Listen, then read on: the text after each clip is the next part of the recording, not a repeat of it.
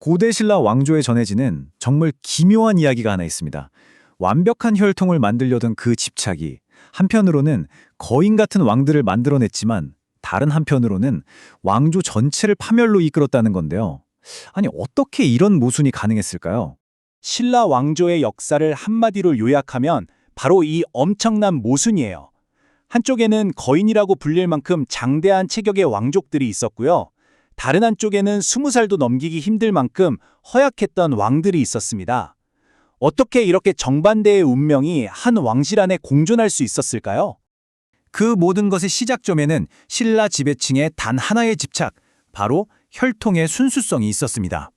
자신들의 피를 아주 신성하고 완벽하게 유지해서 권력을 영원히 독점하려고 했던 거죠.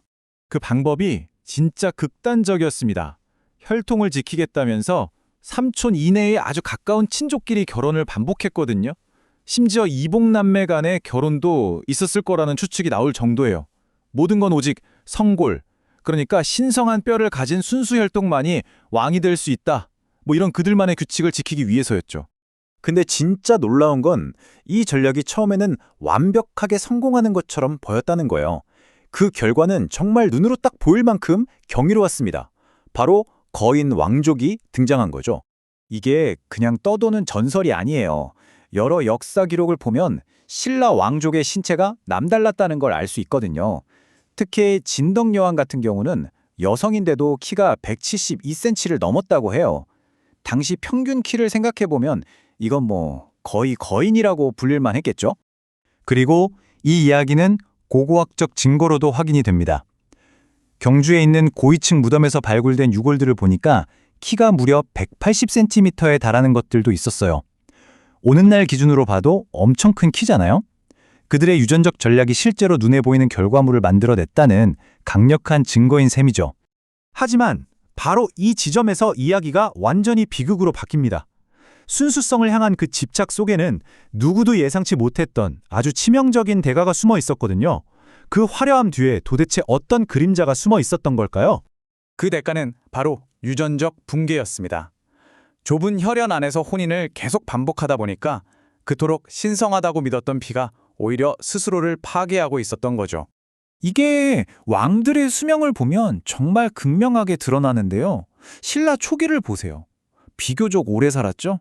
그런데 후기로 갈수록 평균 수명이 30대, 심지어 20대로 그냥 뚝뚝 떨어집니다. 이게 절대 우연일 리가 없죠. 결국 순수성을 지키려고 했던 그 근친혼이 치명적인 유전병을 계속해서 물려준 셈입니다. 그래서 신라 후기가 되면 20대의 요절하는 왕들이 계속해서 나타나기 시작해요. 왕조의 가장 큰 자부심이 이제는 가장 치명적인 약점이 되어버린 겁니다. 자, 이렇게 피할 수 없는 위기 옆에서 당시 경문왕이라는 인물이 아주 필사적인 도박을 하나 합니다. 이 생물학적 문제를 정치적으로 덮어보려고 한 거죠. 그가 내놓은 게 바로 하대 성골이라는 개념이에요. 이게 뭐냐면 진짜 성골 혈통이 거의 끊길 위기에 처하니까 사실 성골이 아니었던 자기 가문을 새로운 성골이라고 그냥 선포해버린 거예요. 일종의 리브랜딩이죠. 혈통의 위기를 정치적인 꼼수로 덮고 무너지는 권위를 억지로 세우려 했던 겁니다. 하지만 그런다고 유전적 붕괴가 멈추나요? 당연히 아니죠. 권력 다툼은 더 심해졌고요. 자, 이제 이 조각들을 다 맞춰서 신라가 어떻게 멸망으로 치닫게 됐는지 그 마지막 그림을 한번 보시죠. 그러니까 모든 건 혈통 순수성에 대한 집착에서 시작됐습니다. 이 집착 덕분에 거인 왕족이라는 아주 화려한 강점을 얻었죠. 하지만 그 이면에서는 치명적인 유전적 약점이 계속 쌓이고 있었던 겁니다.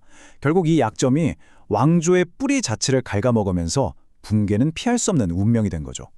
왕들이 계속해서 젊은 나이에 죽어나가니까 당연히 텅 빈 왕좌를 두고 엄청난 권력 다툼이 벌어질 수밖에 없었겠죠. 정말 아이러니하게도 영원한 권력을 보장해 줄 거라 믿었던 그 완벽한 전략이 오히려 왕조를 파멸로 이끈 가장 큰 원인이 되어버린 겁니다. 신라의 이 기묘한 이야기는 우리에게 아주 의미심장한 질문을 하나 던집니다. 우리가 역사 속에서 가장 위대하다고 믿었던 강점들 중에 사실은 이렇게 스스로를 파괴하는 치명적인 약점을 품고 있었던 경우는 또 얼마나 많을까요?